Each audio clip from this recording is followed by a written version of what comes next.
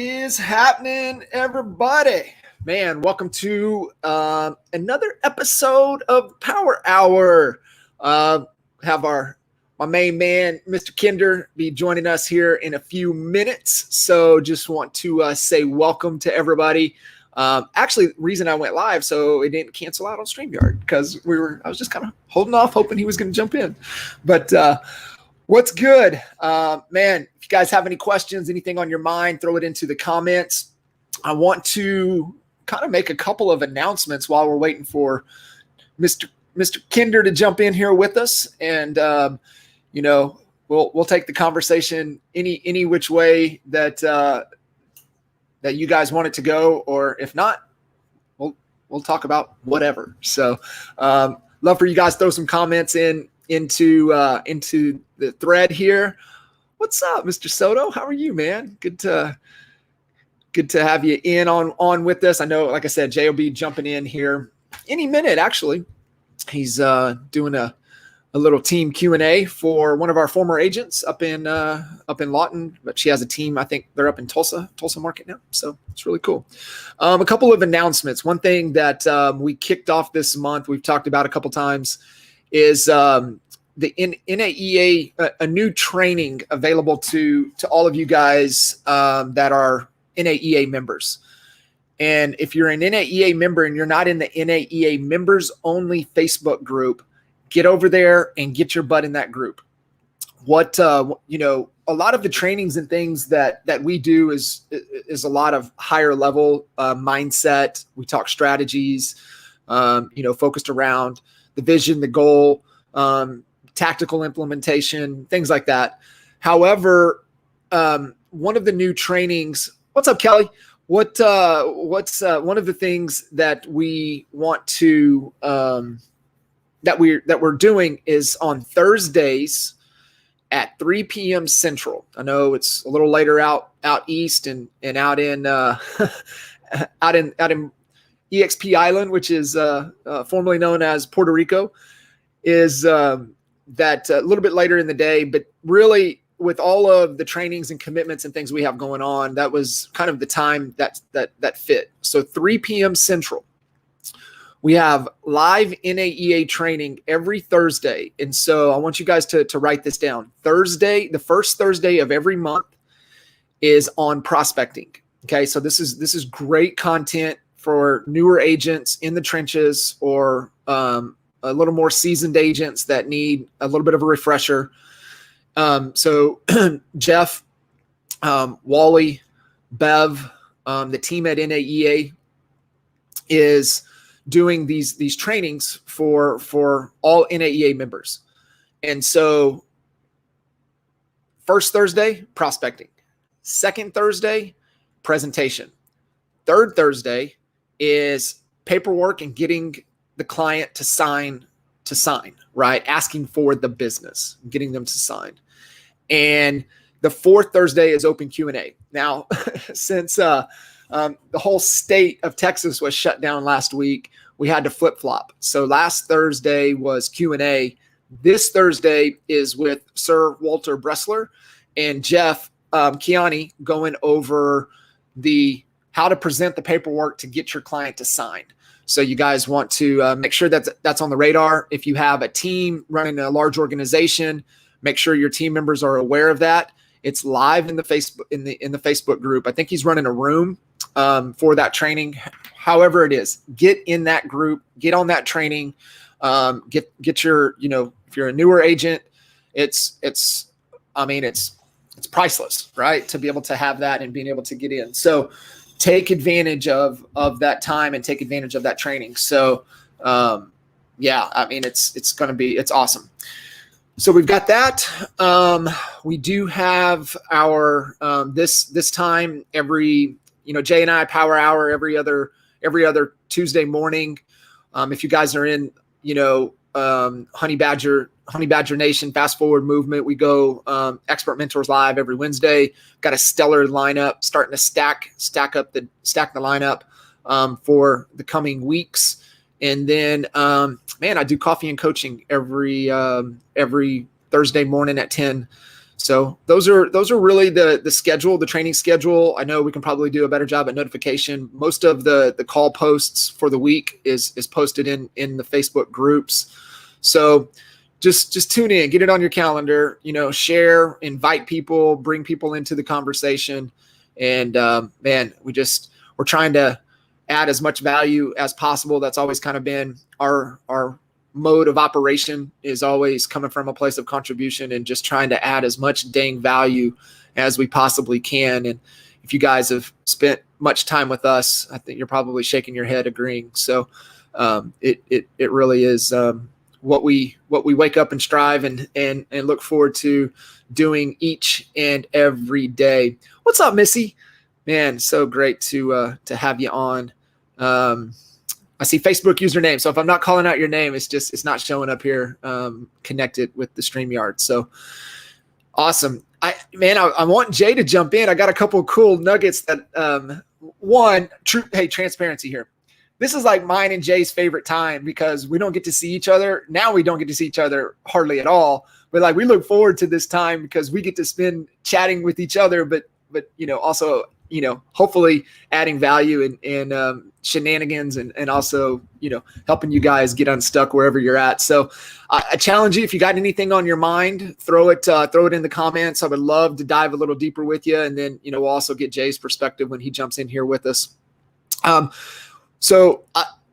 couple really cool things, and I wish he was on because I know he'll get all giddy about it. I'll probably have to repeat myself. So I'm obsessed with this tool called MindMeister, and this is what Glenn Sanford uses, and he was the one talking about it on Clubhouse, and I was like, oh, I got to check that out because they were talking about his kind of his day and his tool, his tech stack, right? What he uses, and it really helped me put together the idea to implementation, idea to execution, right? We all have a ton of great ideas, but it's the execution part where we get hung up, right? And so my process has just been kind of all over. If you guys were to come here and come into the office, I'm not joking, I've got stacks of notebooks. I got notepads and notebooks everywhere, like constantly getting everything out of my head. And so it's like, what's the sequence, right? We're always talking right things, right order. So how do you take an idea out of your head onto something and get it into an actual process, right? Get it into implementation. And the tool is called MindMeister. If you guys are cool, I want to show this with you. Like, I'm giddy about this. This is like my favorite thing that I have been like uncovered the secret of, like, holy shit, I can get more done faster. So I want to show this process to you guys if you guys are cool with that. And so let me just share my screen if you guys are cool with that. And then if you guys have any other questions, throw them in the comments and we'll dive back in. Jay just sent me a text. He's like, man, this team has a lot of questions, LOL. So he'll be jumping in with us as soon as he answers those questions and jumps on with us. But I want to show you this. So this super cool tool. And so it's like, so I'm going to share my screen. Okay, cool. Check this out. So this tool is called, there you go. So it's called MindMeister. And this is Glenn Sanford. Like, I straight up just like, oh, I got to check this out. This is, yeah, right. Dina, yeah, that's right. That's it. MindMeister. And so it is like, holy, like, I'm like super giddy. As you can tell, I've been in here making all of these mind maps. So that's what Glenn calls them. And he has thousands of mind maps. And so this is my, I call this this is called the get shit done formula, ideas to execution. So I take this, and we're huge whiteboards like this. I mean, I mess up my camera here, but like I have this glass whiteboard on my wall here in the office, and it's constantly full. Well, it stayed full. And it's because, like, man, my ideas, I gotta look at them. I gotta see it. I can't lose it. And then Glenn started talking about this tool. I was like, holy smokes, I'm in, I'm all about it. And so I go, and so I'm like, okay, here's my process, right? So it's out of my head. It's either on notepads, whatever, conversation to the whiteboard to the mind map, right? Mind map to Trello. Okay. This is super, super key. I've been obsessed with Trello. NAEA, we use Trello. Glenn does as well. Uses Trello. I use Trello for, mine and Holly's personal team, like Trello. And then to the calendar.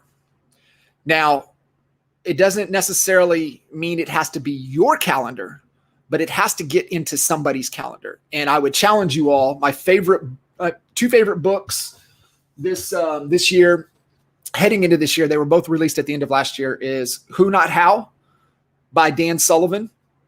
So Who Not How. And because that's where we get stuck, right? We get stuck trying to figure out, how in the hell am I going to do it? We have to ask a better question. A better question is, who can I get on my team, or who can I get to help me accomplish that? Full transparency, I've hired 3 people. NAEA is in the process. We've hired 1. We're in the process of hiring 2 since I've read this book, Who Not How. And I'm telling you, you want to change and go faster, Who Not How by Dan Sullivan. And if you're looking for a great resource, I can't say enough about my man, Justin Nelson and Sphere Rocket. Thank you, Mr. Nick Good, for making sure to connect and have a great conversation with Justin. Their team has been unbelievable how awesome they are. And they're different than any other, VA company. They're more of a training and head hunting. They go find talent based upon what it is that you're looking for. And then they train. They have training like you wouldn't believe.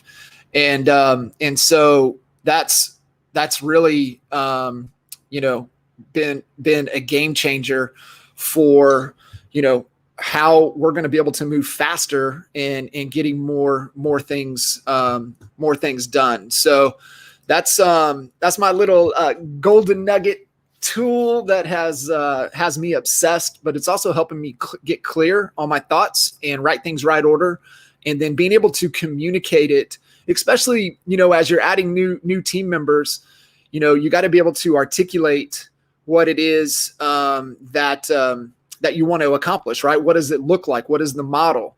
And, what are we trying to do? And if you're able to get it out of your head, Jennifer, you're going to love this. Yes, get it's free. Like, I haven't paid anything for it. I'm sure you get a point to where you need to pay for the subscription basis on the number of mind maps you have going. So get that set up. Trello's free. All these great tools to help us to get things done, right? To get more done. So it's cool. Oh, right. My man is in the house. So I'm going to bring him on up. What's up? What's happening? Man, just doing the deal, man. Getting the team all ready to come over. I can't announce yet because they haven't announced, but we had a team meeting and answered all the agent questions and everything, getting them all straightened out. So they had a lot of great questions. I love it when people have questions. I hate it. Yeah, man, that's so cool. That's exciting. I'm super pumped. I mean, it's crazy how many people are making moves. Yep. It is amazing. It's exciting. It is super exciting. So I'll have to share my little nugget with you after we get off the call that I shared with everybody. All right. All right. You'll be addicted. I got it from Glenn. It's mind map. It's the mind maps. It's MindMeister. MindMeister. Yep. I've heard of that. I haven't used it. I don't think so. Dude, ridiculous. I'll show you when we end the live. I'll show you, like, dude, you'll be addicted. It would have been a game changer for us if we would have leveraged that tool back in the day. Like, right. Oh, it's so awesome. It's awesome. Kelly, so if we have an agent attraction candidate, can I invite them to the training? Yes, absolutely. Leverage it. Absolutely, Kelly. You definitely want to do that for sure. Really like to hear your thoughts on how you set up commission splits with new team members outside the 80-20 EXP split. Because I know you have a lot of conversations. You talk a lot of teams, structure. Yeah. I would love for you to dive in there. And if there's anything that's missing, I'll add some context. Outside the 80-20 split? What do I mean by that? So they're bringing them in. So if they're having a team, what's the team structure? Yeah, I mean, typically the team structure remains the same, right? So if you have agents that are on a 50-50 or a 60-40 or a 70-30 split, that doesn't change at all on the team structure. EXP just takes 20% of your portion and 20% of the other portion until each of you hit your respective caps. So teams have an 8,000 cap, and if you're the team lead, it's a 16,000 cap. So it'll take how many ever deals it takes for you to get there based upon that. But that's pretty much the structure. I've seen a lot of folks, maybe adjust the split on the like agent generated business, bump that up 5%, 10%, something along those lines. That's one thing that I've seen done. I think it also creates the opportunity for another level within your team that we didn't currently have. So like, maybe there's a point at which somebody goes from 50-50 to 75-25 on your team. And instead of them going off on their own, you're helping them now build their own brand and doing some things with them that, that normally we wouldn't probably do because it wouldn't make sense for us to graduate them into going out on their own necessarily.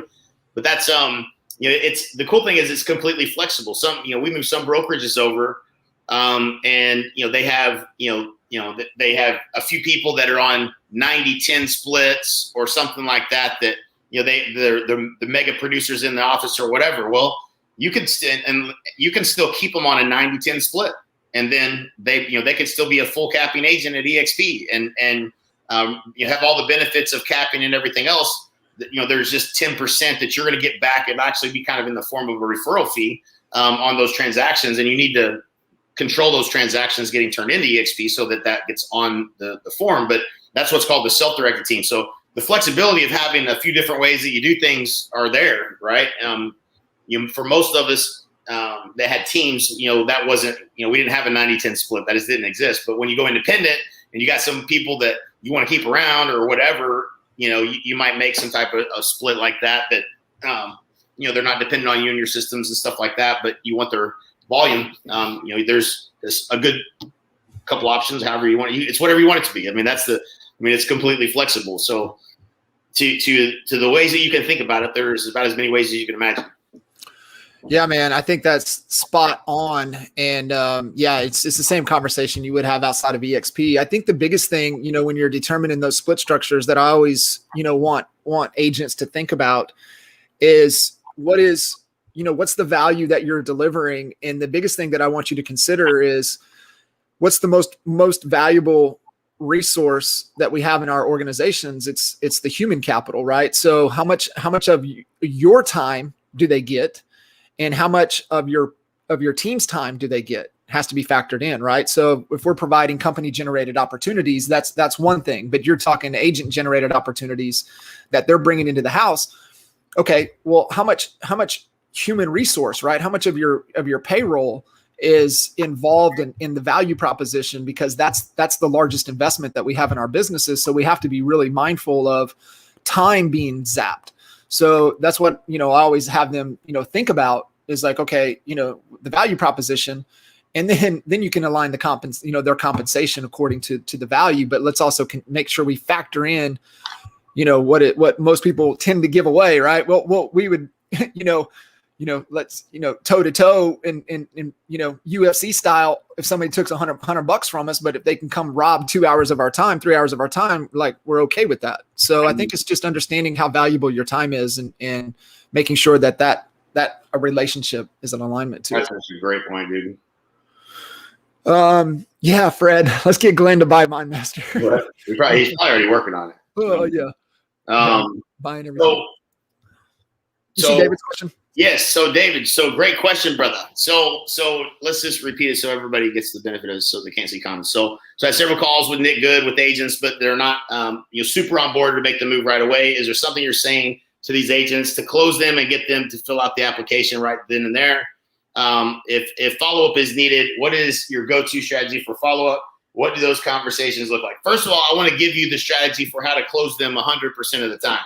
So this is something that I learned this really because of Mike and because I knew that we had the ability to execute it. And so once I knew that we had the ability to execute it, I couldn't not mention it if it solved their biggest problem. Okay. So when you're thinking about like, why are they coming in the first place? What is it that they feel like they're going to get that they're not getting now? That's the reason that they're coming or should be coming. And we tend to always think about stock and their revenue share, but that's not what people are thinking about. They're thinking about, how am I going to sell 20 deals instead of 10, or how am I going to sell 40 instead of 30?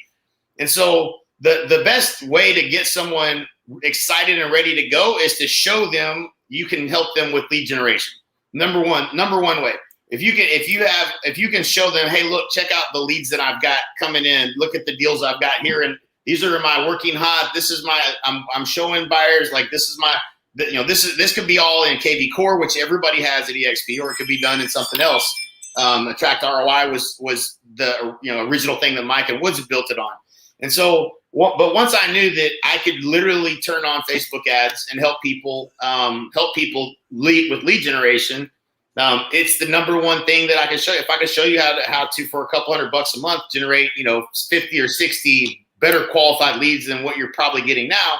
Would that be cool? Would you be excited about that? Would that be enough for you to want to come over on top of everything else? And if the answer is not yes to that, then, I don't know what to tell you. People, I'll tell you this. There's some people that overthink everything, and then, they'll talk my ear off if I let them all day long talk to me about it and how that sounds good and everything, but I don't know, And I get referrals from the company I'm at now, and I will explain it to them. I'll like, all right, well, what happens when they stop giving it to you, or what happens, if that dries up and that well dries up, what happens then? Well, I'd be in trouble, I guess. That's why you need to have your own leads. You need to be doing this, not doing what you're doing now. So like, I'll go through all that with them, and if they're not ready, I take the hook out of their mouth and I let them swim away. Go on.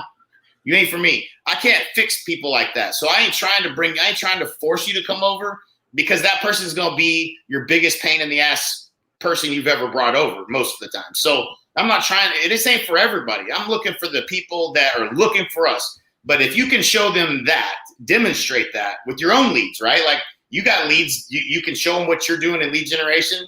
What we're doing now is we're taking the lead generation that we've been teaching, and now we're doing it for the agents when they come on board. We're not putting a budget to it. It doesn't cost me anything to do this.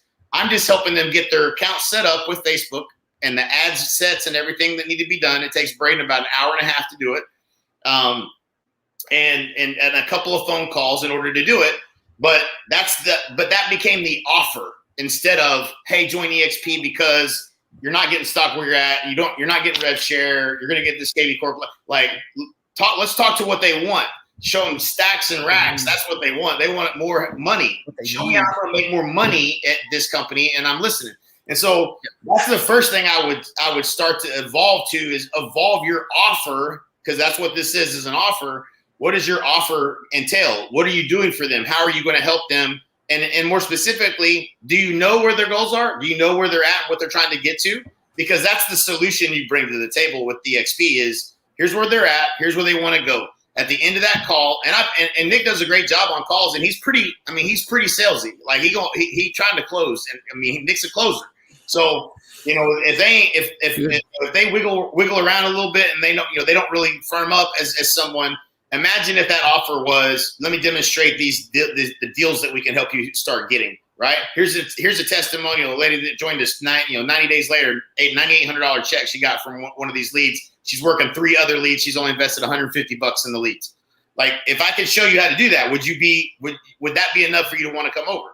Like, if they say, for most agents, they're going to say yes. They get excited about that because that's what they know more than anything. So we know the revenue share and the stock and everything else is great.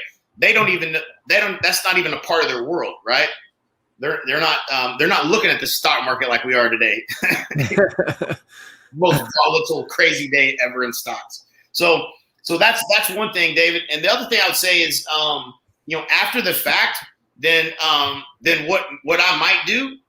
I'm not saying you have to do this. If I had my 5 top people that I was trying to help, then I might either help them build that out with the understanding of, hey, listen, if I can help you close at least 1 deal, then would you come over, or an agreement? If I can help you close 2 deals, would you come over, right? Like I would start leading with the value to the point that they have to be like, all right, fine, I'm coming, right?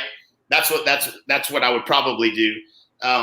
And there's a few people, and I can tell you it hasn't worked for me. So I want to just say that. So anytime I try to start adding value to the people that haven't committed, that lasts about a week or 2. And then I'm too busy following up with the people that are the fish that are jumping in the boat because my offer was so good.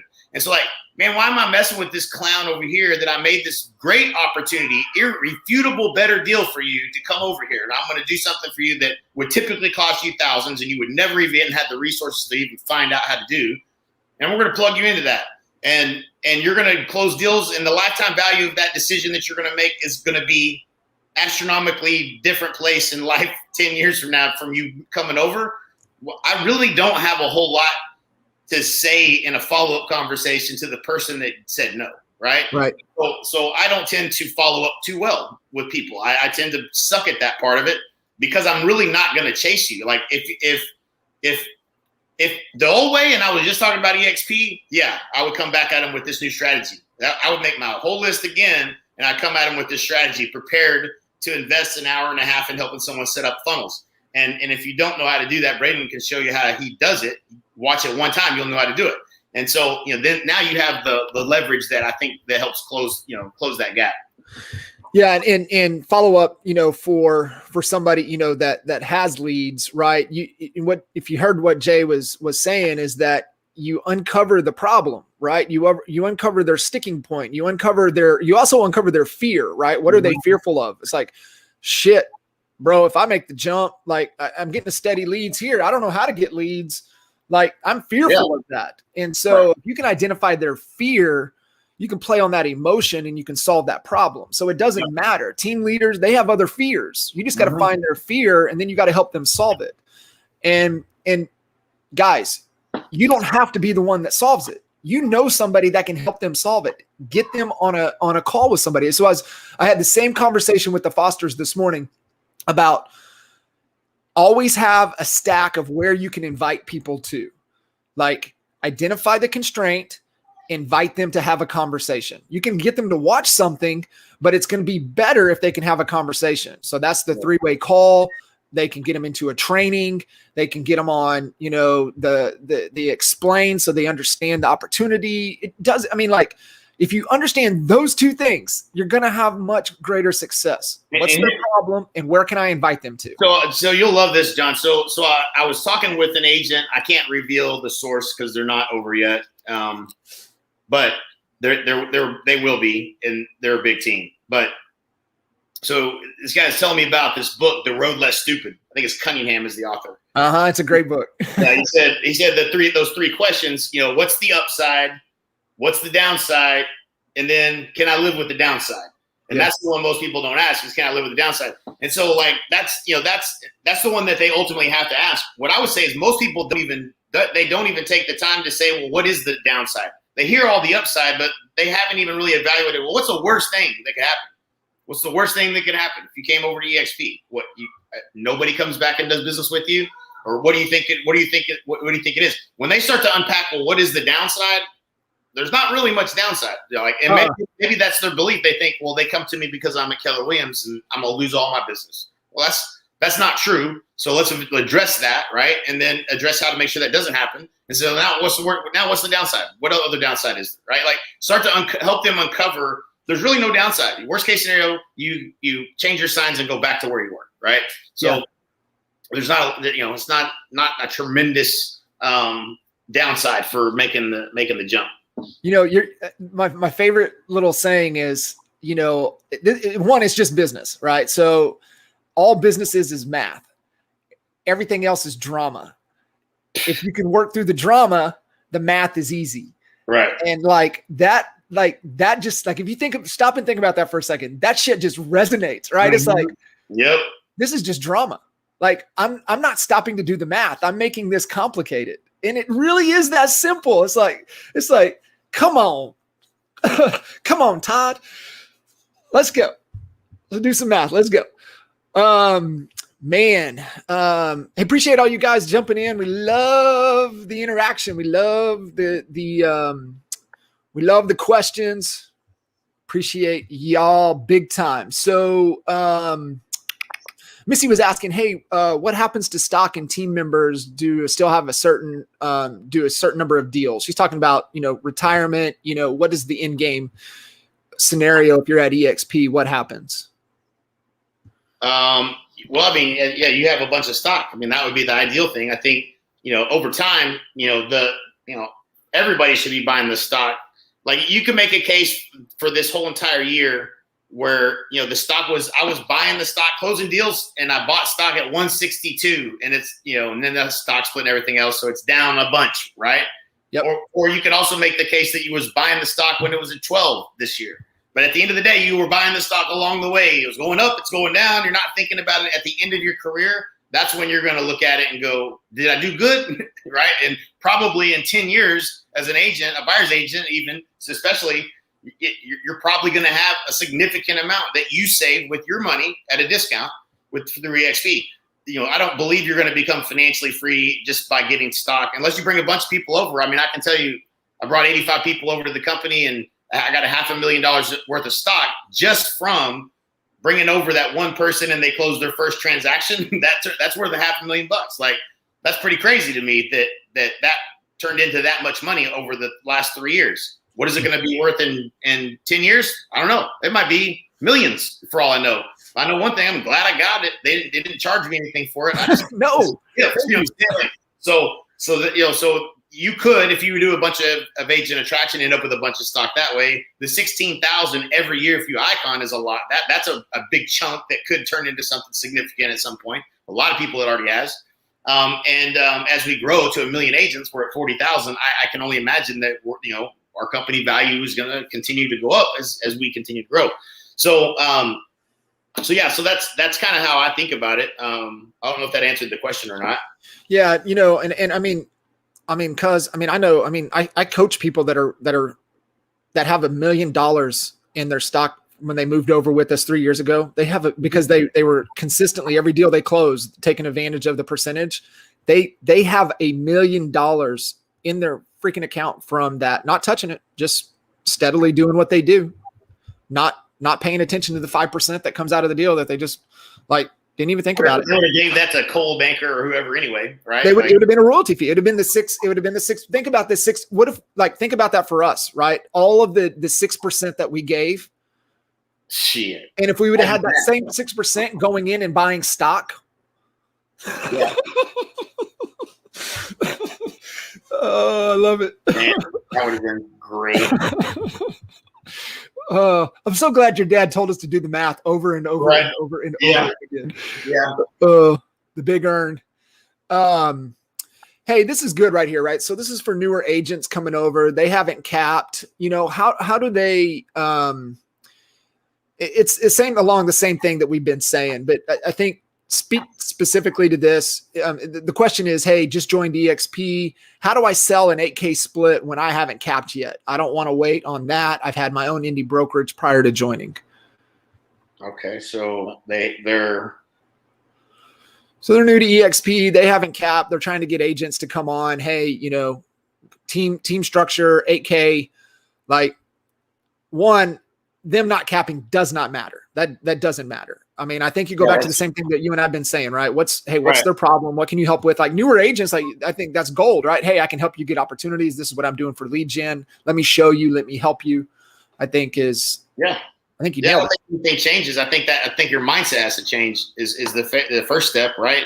If I understand the question, you don't have to cap in order to build a team. I don't think. Maybe that might be the question actually there. Yeah. If whoever asked the question, we can't see it, just says Facebook user. If you have a little bit of thing in there. Okay, so maybe they're wanting to build a team. Is that what you think? Maybe I don't know.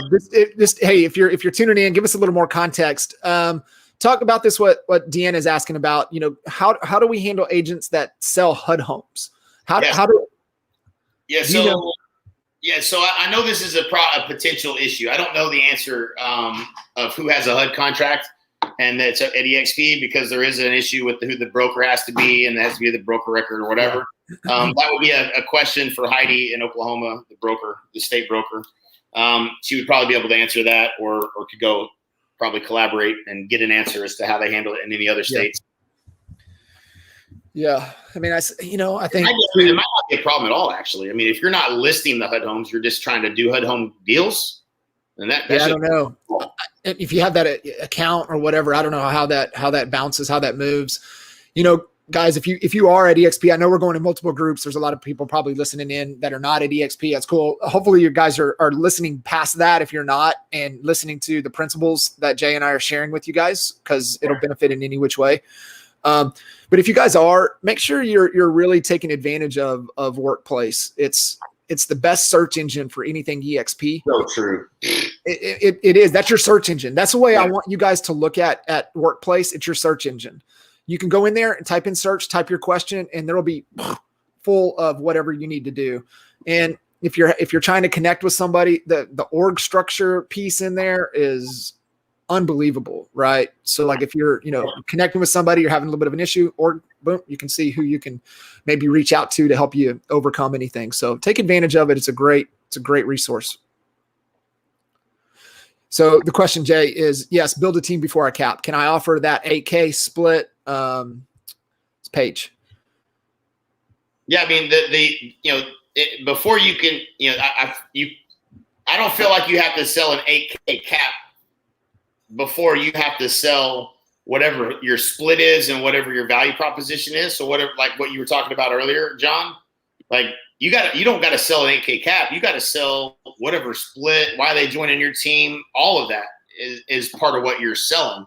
So what is your value proposition? So, are you providing leads? Is there a budget you have for that you're wanting to do? I can't tell you this. Historically, the pitch that I use now to bring agents over that aren't on a team is the pitch that we would have used to bring you on our team, right? So the game is starting to change in terms of, and I believe this is where where the puck is headed, is the value proposition that we used to use for teams is going to become the value proposition for people to just come join EXP, because there's so much value in the model without having to manage agents and grow your business to I talked to somebody the other day that had a team, Chris. I won't say his last name because we haven't gone public with his announcement yet, but he had a big team. He didn't make any more money. You know what I'm saying? Like, the real question is, here, now we're going to get real. So the real question I feel like you maybe should be asking is, what is it that makes you think you need a buyer's agent on your team right now? Do you have so much business currently that you can't keep up with it, and you need someone to get the deals that are falling through the cracks? Or are you just trying to add a person to the team to have a team, right? Like, so that's usually not the answer. So there's so much more. Now we have to use, depending on what gets passed, $10 or $15 an hour work. But there's so much more stuff on your plate that you could get off your plate and do more dollar productive things. And every time you do a transaction, the lifetime value of that customer is, depending on how good a job you do, is it could be millions of dollars in lifetime value in a customer, in your customer database, right? LTV, baby. LTV. So if you're going to give a buyer agent a deal to somebody, you just gave away the lifetime value of that relationship. If they leave and go somewhere else, they're going to come with that person most of the time. Not always, but most of the time. And so the real question is, if we're saying, hey, we want to add an agent to the team. Okay, well, do you have an onboarding process? Do you have a hiring process? Do you have an ongoing training and growth plan for that agent? Then if you don't have those three things, guess what? As soon as you do it and you bring on an agent, you're going to have to be a marketer and lead gen there's a new role and lead gen that you're going to have for them too, not just you, but for them. Then you're going to be the broker and answering their questions with deals and stuff like that. They can go to the broker, but they're going to come to you a lot too. So you got a new role in managing agents. Then you got a new role as a trainer of agents. And so you have all these new jobs that you just got for this agent that's on a 50-50 deal that you're going to give deals to that you could have just gone out and sold houses. Now, I get it. Today's market, you got to write 12 offers to get a deal done, which just makes having buyer's agents even that much harder probably. But so, yeah, I would just evaluate whether that's you're at the place where you really need to build a team yet. Now, I get it. This is somebody who had an independent brokerage of their own. They may be sick and tired of production, and they're just trying to build something to get out of it. Yeah. And so there may be good reason for where you're coming from. But I think the color and context around that conversation is so valuable for people listening anyway.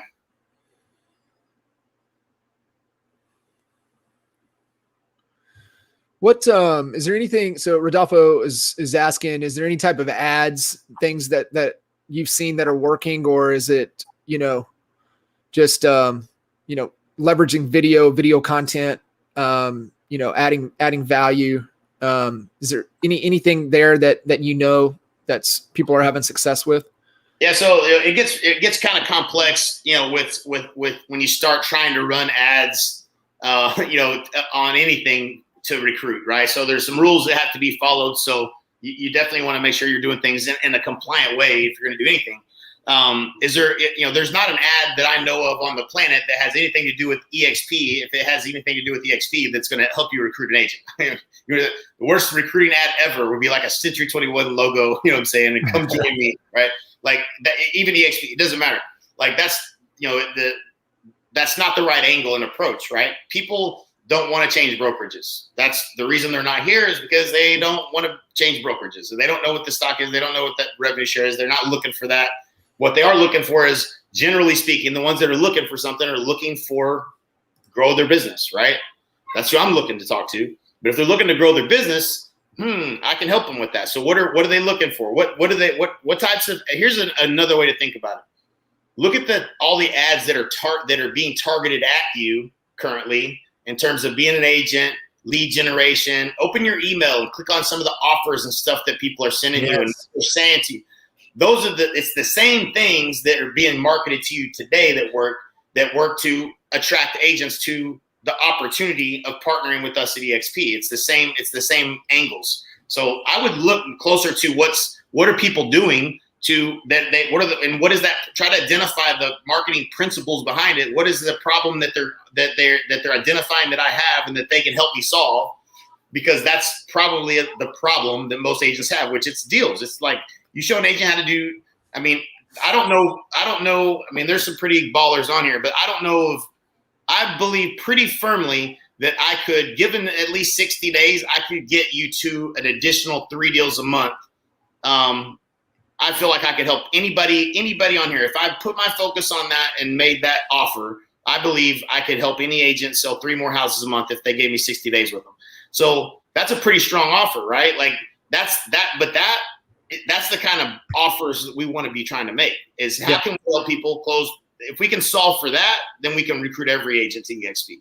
That's a great point, cuz. And I want what you all have to understand, right? And this is like the whole the hook out of the mouth and let them swim on, is that if somebody does not want to grow, okay, you guys get this.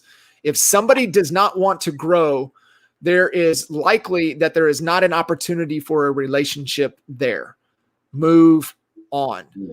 Frank Kern, your magic word, next. And that's where I see too many people getting hung up, and they do it with buyers and sellers too, right? Like they just hang on too much, and then they're like, well, I got this one on the hook. Yeah, but if I cut the line and get the hook back in the water, how many more can I get in the time and effort to reel that one in?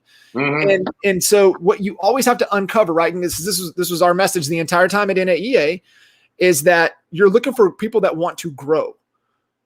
And I'll say it again, and I'll say it again, and I'll say it again. If people don't want to grow, it's not worth trying to have a relationship. Move on. Find people that want to grow and get, those people in your organization, in your environment, right? In your circle, and it's a lot more enjoyable. But yeah, if they don't want to grow, it's not worth it. Yeah. I don't mess with people that don't want to grow. I don't know. I'd like to say I'm like super strategic about it. It's just like innate in it's just who I am. Like if you're not trying to do better than where you're at, I mean, it's the only time I ever went off on somebody on a call. Like the dude couldn't tell me his goals. He couldn't tell me how much money he was going to make. He couldn't tell me how much money he wanted to make. He couldn't tell me nothing. I said, well, you're wasting everybody's time here. I said, if you ain't got no goals, you ain't got a goal. You don't even know how much money you're making. I mean, like you got a blindfold on. I said, let me tell you one of the benefits you would have about joining this company. I said, I'm not going to get on a call with you and pretend like it's okay to just not have goals and not know how much money you've made and not have any clarity around what you want, what you want. You can wander around in life that way at whatever company you're at now forever, as far as I'm concerned. But if you come over to this company, we're going to challenge you to become better than where you're at right now. And it's going to start with you knowing where the hell you're at right now. Yeah. And so he did not take too well to that. You know what I'm saying? He needed trying to recruit that guy. I wasn't even trying. I don't want that guy, right? And I feel bad for the guy that put him on the three-way call with me, but I saved his time too. Yeah. I don't waste time with people like that. That's awesome.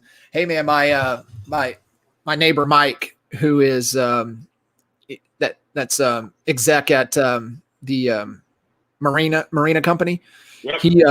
And he's always giving me little he's always asking for book recommendations or whatever. And he gave me a little nugget, man. He said, hey man, you need to check out William and Mary's Leadership and Business podcast. Because we're always talking leadership and business and everything. And I started listening to, I've only listened to like one episode, but I've like page of notes already. I'm like, God dang. Good stuff, huh? Hidden little gem. Yeah. Yeah. The one guy I listened to, he said, a CEO does three things. And he said, the CEO is the only position in any company that doesn't have a job description. He said the CEO does three things, and it's culture, it's people, and it's numbers. And he said, that's, if you nail those three things, you'll be super successful. Yep. It's good. Cool. All right, cuz. Well, I appreciate you, man, jumping in. I know you were rocking it out with the team and answering some questions. So that's always good. Thank you guys for tuning in and asking the questions. We greatly, greatly appreciate it. And man, cannot wait to connect with you guys next time. You guys take care. Later.